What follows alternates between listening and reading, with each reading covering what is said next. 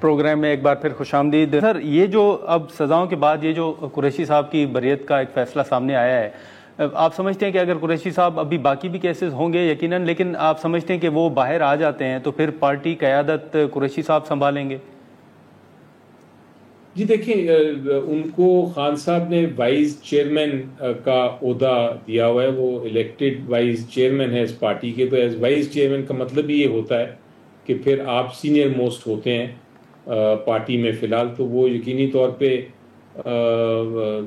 Chairman کے بعد وہی ہوں گے. گوہر صاحب چیئرمین ہیں اس وقت خان صاحب کے نمائندہ, اور وہ بنے ہوئے ہیں الیکٹڈ چیئرمین. تو میری نظر میں ہائرارکی تو وہی رہے گی, چیئرمین, وائس چیئرمین اور اس کے نیچے باقی عہدیداران. لیکن ایک اچھی آواز, سوبر آواز ہمارے بیچ میں آئے گی, وہ بہت اہم ہے, اس کی ضرورت بھی ہے پی ٹی آئی کو. تو میرا خیال ہے کوئی لیکن سر بالکل, لیکن علی ظفر صاحب کل کے فیصلے کے بعد آپ نے دیکھا ہوگا کہ کارکنان کی جانب سے, پی ٹی آئی کے ہی کارکنان کچھ تنقید بھی کر رہے ہیں, کچھ ڈیل کی بھی بات کر رہے ہیں. آپ سمجھتے ہیں کہ قریشی صاحب سمیت جو کچھ چند رہنما ہیں ان کے لیے حکومت یا پھر طاقتور حلقے کوئی نرم گوشہ رکھتے ہیں؟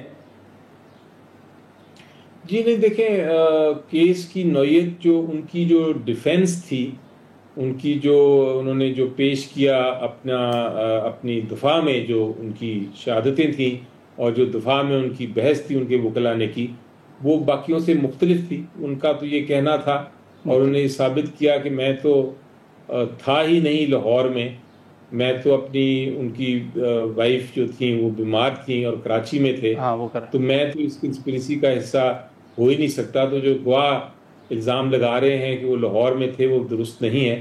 اس بنا پہ عدالت کی مجبوری تھی کہ ان کو نہ چاہتے ہوئے بھی عدالت کو بری کرنا پڑا. تو میری نظر میں ان کے خلاف اس طرح کا الزام لگانا درست نہیں ہے بالکل. وہ بالکل بری ہو کے آئے ہیں, سزا جیل میں تھے, بڑی مشکلات میں جیل میں تھے, اور اگر بری ہوئے ہیں تو اس کو یہ کہنا کہ کوئی ڈیل ہے بالکل درست نہیں, نا انصافی ہے, بلکہ درست نہیں ہے. ٹھیک ہے علی ظفر صاحب, سر دو مختصر سے سوالات ہوں گے. ایک تو کل بابر اعوان صاحب نے بڑی اہم بات کی ہے کہ جو ٹکٹس دیے گئے ہیں سینیٹ کے حوالے سے, خان صاحب نے ان سے مخاطب ہوتے ہوئے کہا ہے کہ ان کو علم نہیں ہے.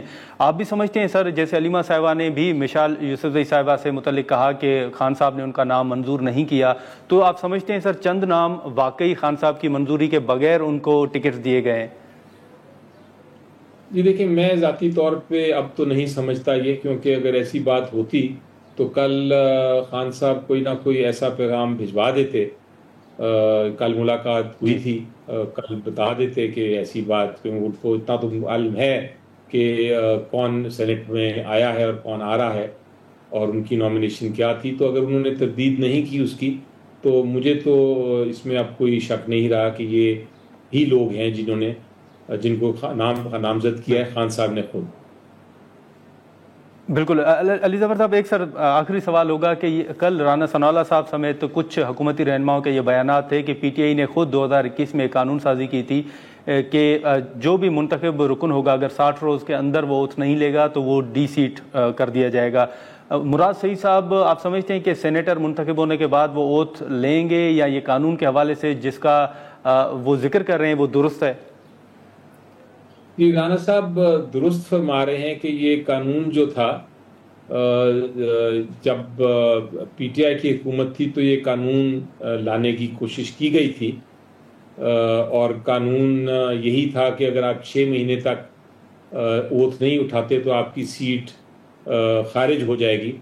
لیکن یہ قانون پھر 6 مہینے بعد وہ نافذ نہیں ہو سکا اور لیپس ہو گیا بل, تو اس لیے وہ قانون پھر قانون نہیں بن سکا.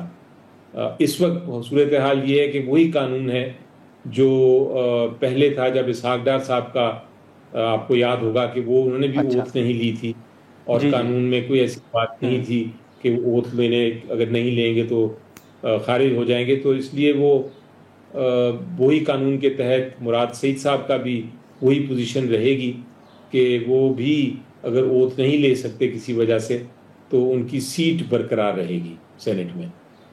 برقرار رہے گی. ٹھیک ہے سینیٹر علی ظفر صاحب بہت شکریہ سر وقت نکالنے کا. مچ ناظرین علی ظفر صاحب کی گفتگو آپ نے سنی, جو پاکستان تحریک انصاف کا موقف تھا وہ انہوں نے سامنے رکھا.